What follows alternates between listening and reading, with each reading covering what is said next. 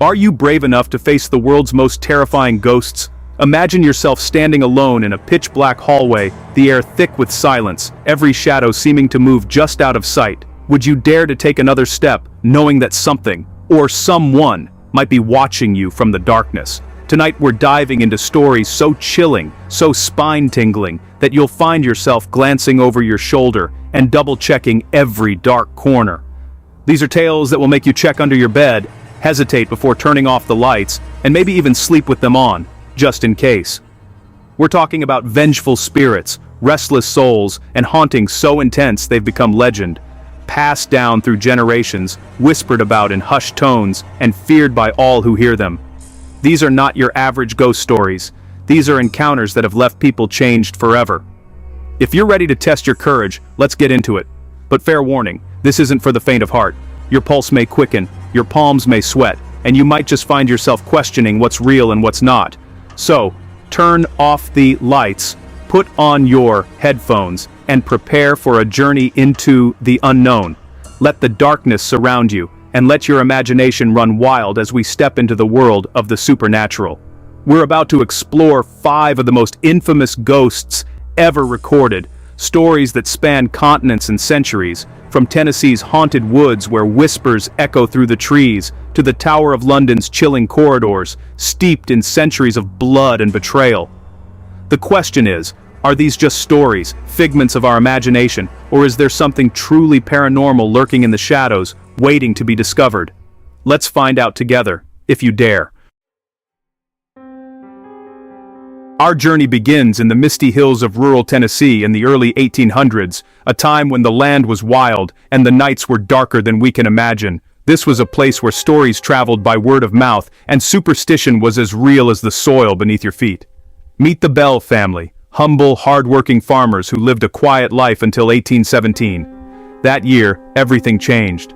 What started as a peaceful existence quickly spiraled into a waking nightmare, one that would haunt not just their home, but the entire region for generations. It began innocently enough, strange noises in the night, knocking on the walls, the sound of heavy chains dragging across the floor, and chilling whispers that seemed to come from nowhere.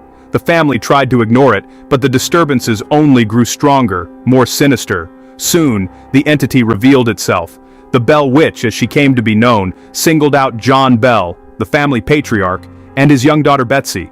No one was safe, but these two bore the brunt of her wrath. This was no ordinary haunting. The witch spoke aloud, sometimes quoting scripture, sometimes mocking the family. She pinched, slapped, and tormented them relentlessly, leaving physical marks and emotional scars. The Bell home became a place of fear, where sleep brought no rest. News of the haunting spread far and wide, drawing curious neighbors and even famous figures. President-to-be Andrew Jackson himself visited the Bell farm, only to flee in terror after a single night, convinced that something truly supernatural was at work. The witch, calling herself Kate, claimed she was there to punish John Bell for a long-standing land dispute. She cursed him, made him violently ill, and when he died under mysterious circumstances, she took credit for his demise. The family was left shattered, and the community shaken. After John Bell's death, the haunting slowly faded, but the legend of the Bell Witch endured.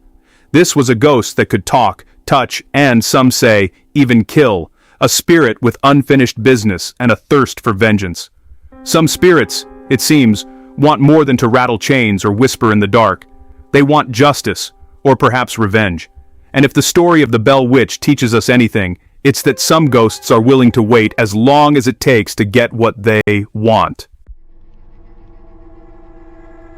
Next, we travel to England's Rainham Hall, home of the Brown Lady, one of the most famous ghost photos ever taken. The Brown Lady, believed to be Lady Dorothy Walpole, was locked away by her husband and died in isolation. For over a century, guests reported seeing her pale, hollow-eyed figure in a brown dress. In 1936, 2 photographers captured her descending the grand staircase, a photo that sparked worldwide debate. Skeptics call it a trick, others insist it's real. The image remains chilling, a spectral figure frozen in time. Since then, sightings have dwindled. Maybe she's finally moved on, or maybe she's just camera shy. Either way, her story haunts Rainham Hall to this day. Now, to Louisiana's Myrtles Plantation, one of America's most haunted homes. The most famous ghost is Chloe, an enslaved woman punished and ultimately killed after a poisoning gone wrong. While records don't confirm her existence, guests and staff report seeing a woman in a green turban, hearing footsteps, and feeling unseen hands. The plantation's ornate mirror is said to trap the spirits of a woman and 2 children. Smudges and ghostly figures appear in its reflection. Is Chloe's story just legend, or does something truly haunt the Myrtles? The line between history and haunting is as blurry as the images in that mirror. Some places, it seems, never let go of their ghosts.